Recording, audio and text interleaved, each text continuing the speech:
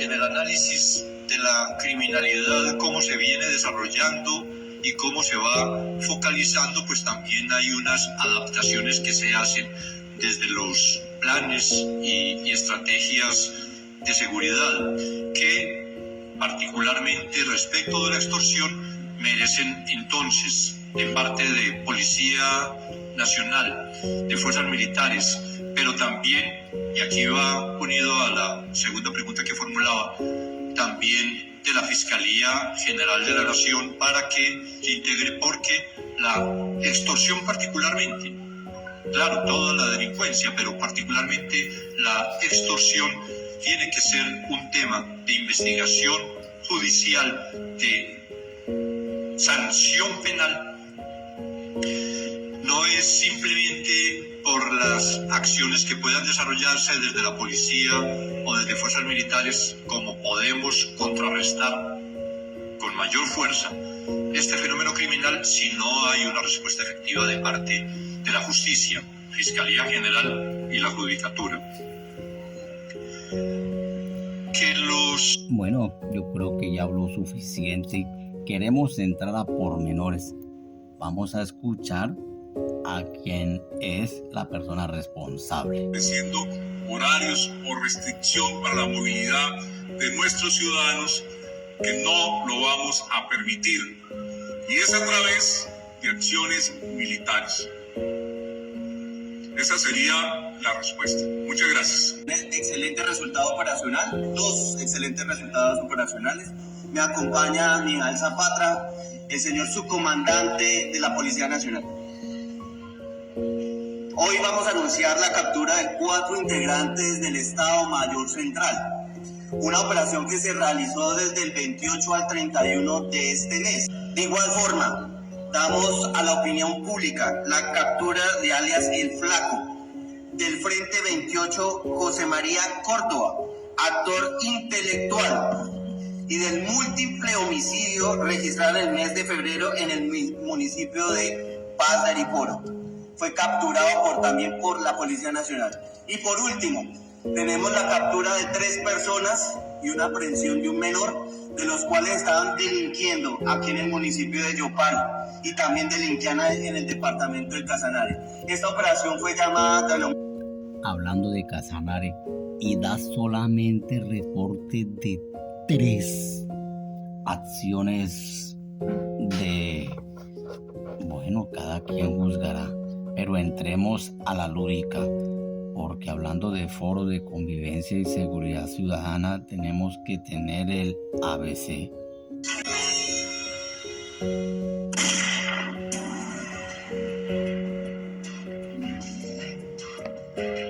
Bogotá sirvió de anfitrión para debatir las actuales circunstancias de seguridad del continente y los esfuerzos de los gobiernos por preservar la seguridad en las zonas urbanas.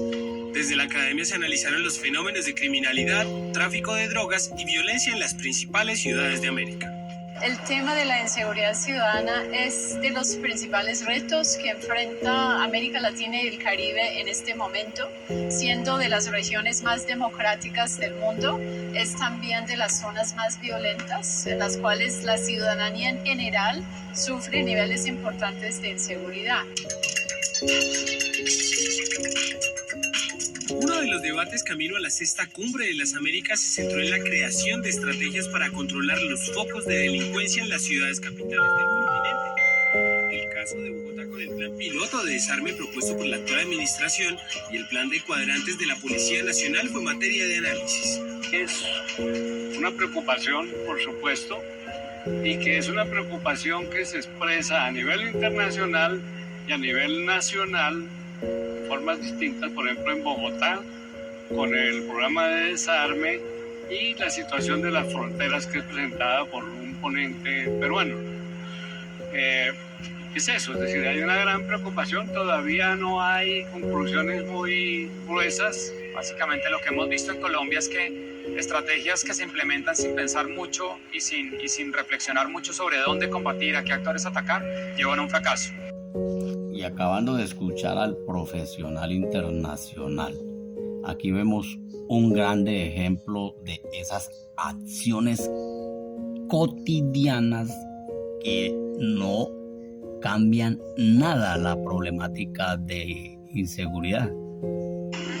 De los tantos donde verdaderamente los resultados son otros.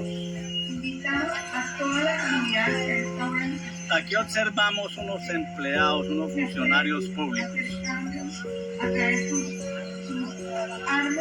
La invitación al comercio tal vez fue por la radio, no acostumbras escucharla, pero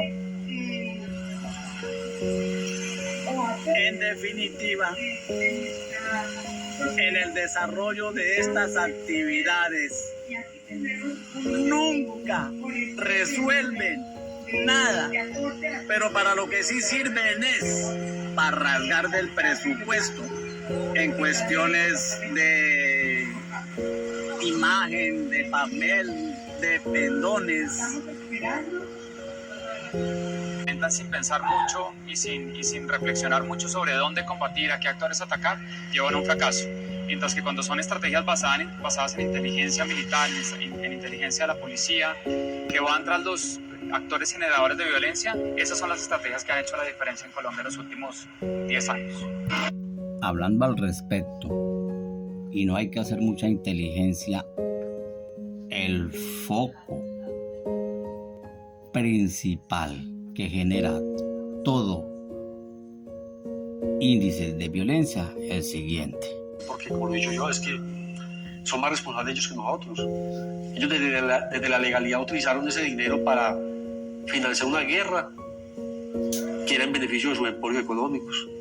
Entonces, algún día también tendrán que responder y ojalá que no sea muy lejano. ¿Se sintió utilizado, engañado? Sí, yo creo que cuando iniciamos con un objetivo totalmente antisubversivo, una lucha que nosotros nos metimos en la cabeza y con unos ideales, pero que ahora con el transcurso de los años y que uno en este momento, este proceso, ve que lo único que hicimos fue mal al país en beneficio de unos pocos. ¿Quiénes son esos pocos?